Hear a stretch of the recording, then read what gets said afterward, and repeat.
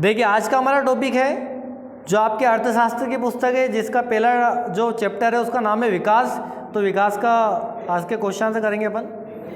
पहला प्रश्न है, निम्नलिखित में से सर्वाधिक मानव विकास सूचांक वाला राज्य कौन सा है? तो राइट आंसर है केरल। केरल जो है वहाँ पर मानव विकास सूचांक जो है ना, वो क्या है? सर्वाधिक है, सबसे अधिक है। दूसरा प्रश्न है, एक अमीर परिवार की लड़की के लिए विकासात्मक का लक्ष्य है, विकास का लक्ष्य है, एक अमीर परिवार की लड़की के लिए विकास का या विकासात्मक लक्ष्य क्या होगा? तो राइट आंसर है बी, उसके भाई को जितनी आज़ादी मिले उतना ही स्वतंत्रता पाना।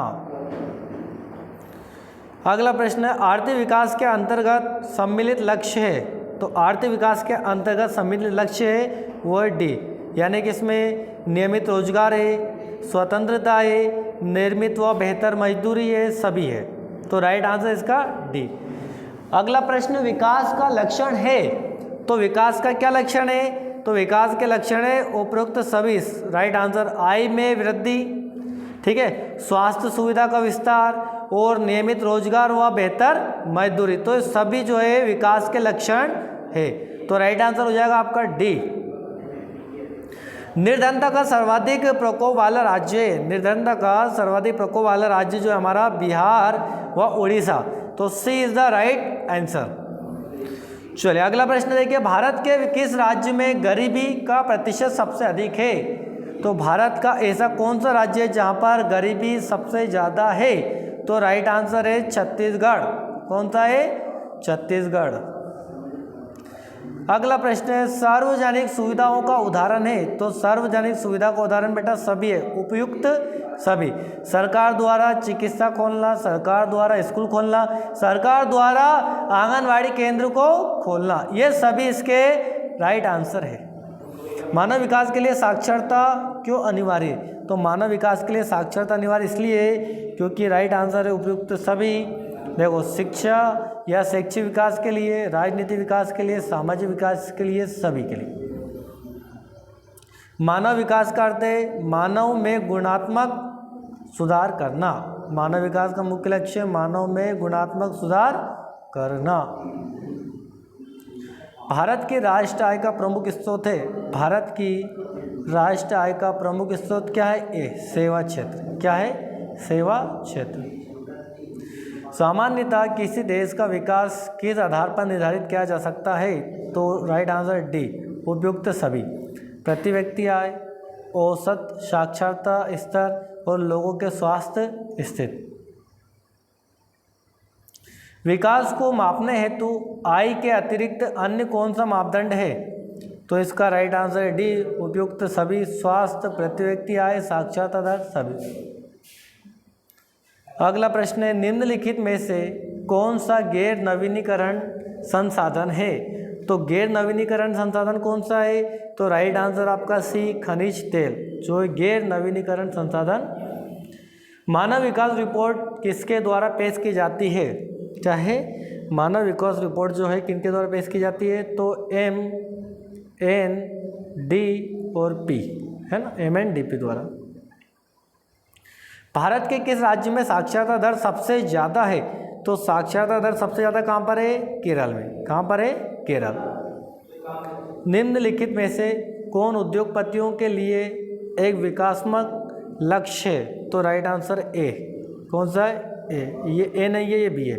अधिक दिनों का काम पाना। सामान्यतः किसी देश का विकास किस आधार पर निर्धारित किया जा सकता है? तो किसी देश का जो विकास होगा अपन कैसे मानेंगे कि देश में विकास हो रहा है, वो किस आधार पर होगा? तो देखिए उसके राइट आंसर है डी, आपका सही उत्तर है। प्रति व्यक्ति आय में वृद्धि होना चाहिए, औसत साक्षरता दर बढ़नी चाहिए, लोगों के स्वास्थ्य स्थिति ठीक होना चाहिए। तो राइट आंसर। विकास को मापने हेतु आय के अतिरिक्त अन्य कौन सा मापदंड है? तो विकास को मापने हेतु आय के अतिरिक्त कौन सा मापदंड है? तो राइट आंसर आपका डी, उपयुक्त सभी।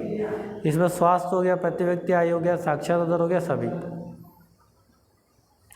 जिस देश का राष्ट्रीय आय अधिक होता है वहाँ देश का हालात है। तो जहाँ पे राष्ट्रीय आय अधिक होगा उस देश का हालात कैसा होगा बेटा? विकसित। कैसा होगा? विकसित। तो ये इसका B is the right answer. गरीबी कैंसर रोग की तरह है। किसने कहा है कि जो गरीबी हो कैंसर है? तो गरीबी कैंसर है कहा है अर्थशास्त्री कुंज नेट ने। किसने कहा है? अर्थशास्त्री कुंज नेट ने कहा। किस क्षेत्र को द्वितीय क्षेत्र कहा जाता है? तो राइट आंसर सी, उद्योग को द्वितीय क्षेत्र कहा जाता है। कृषि सेवा। 11वीं पंचवर्षीय योजना की अवधि क्या है? तो 11वीं पंचवर्षीय योजना की अवधि बेटा 2007 से 2012 के बीच। आर्थिक विकास का गैर आर्थिक कारक कौन है? तो आर्थिक विकास का गैर आर्थिक कारक कौन है? तो राइट आंसर इसका बी, सामाजिक संस्थाएं। क्या है बेटा? सामाजिक संस्थाएं। अगला प्रश्न, आर्थिक विकास के अंतर्गत सम्मिलित लक्ष्य। तो उपयुक्त सभी। कौन से? उपयुक्त सभी, नियमित रोजगार, स्वतंत्रता और निर्मित व बेहतर मजदूरी सभी है। आर्थिक विकास के अंतर्गत सम्मिलित लक्ष्य। तो आर्थिक विकास के अंतर्गत सम्मिलित लक्ष्य कौन सा बेटा? डी, उपयुक्त सभी, नियमित रोजगार, स्वतंत्रता, निर्मित एवं बेहतर मजदूरी सभी। विकास का लक्षण है, विकास के लक्षण है सभी, आय में वृद्धि करना, स्वास्थ्य सुविधा का विस्तार, नियमित रोजगार, बेहतर मजदूरी, ये विकास के लक्षण है। निर्धनता का सर्वाधिक प्रकोप वाला राज्य जो जहाँ पर सबसे ज़्यादा निर्धनता गरीबी है वो है बिहार और उड़ीसा। कौन सा राज्य? बिहार और उड़ीसा। देखिए अगला प्रश्न की ओर बढ़ते हैं। तो जीवन की भौतिक गुणवत्ता का सूचक है ये सभी डी, जीवन प्रत्याशा, शिशु मृत्यु दर, मौलिक साक्षरता।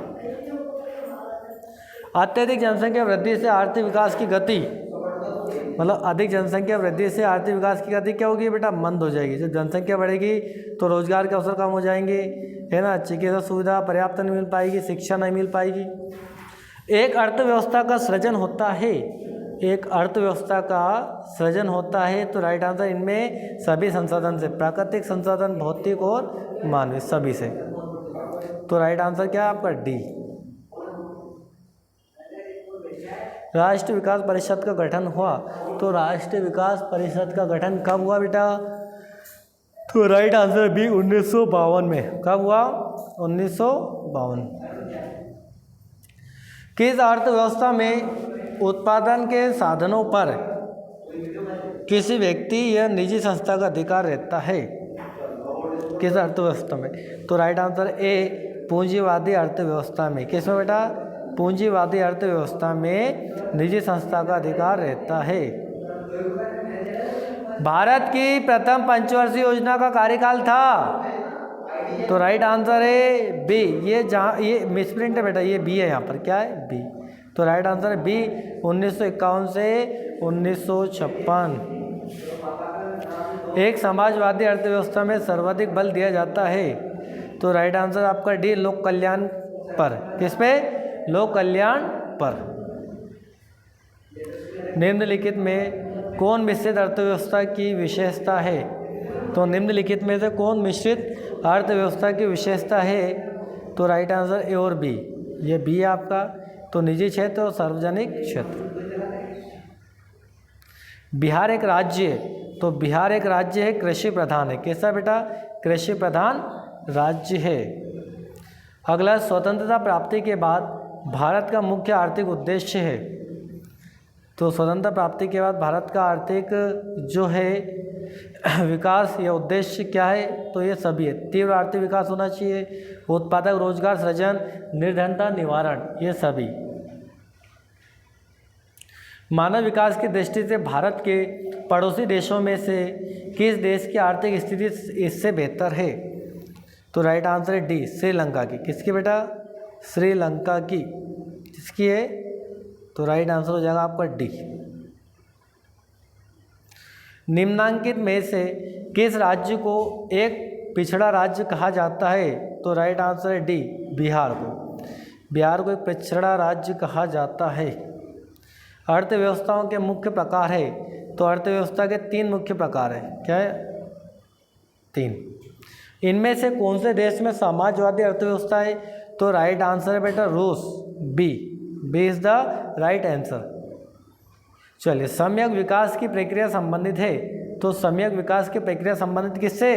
तो ये राइट आंसर सी, सभी वर्ग से। किससे? सभी वर्ग से। भारत में नीति आयोग की स्थापना हुई, तो भारत में नीति आयोग की स्थापना कब हुई? 2015 में। कब हुई बेटा? 2015 में। तो डी इसका राइट आंसर हो जाएगा। इनमें से कौन आर्थिक क्रियाएं नहीं है? इनमें से कौन आर्थिक क्रियाएं नहीं है? तो राइट आंसर है सी, बीमा। बीमा जो आता है वो आर्थिक क्रियाओं में नहीं आता है। किस क्षेत्र को तृतीय क्षेत्र कहा जाता है? तो राइट आंसर है आपका ए, सेवा क्षेत्र को। किसको? सेवा क्षेत्र को तृतीय क्षेत्र कहा जाता है।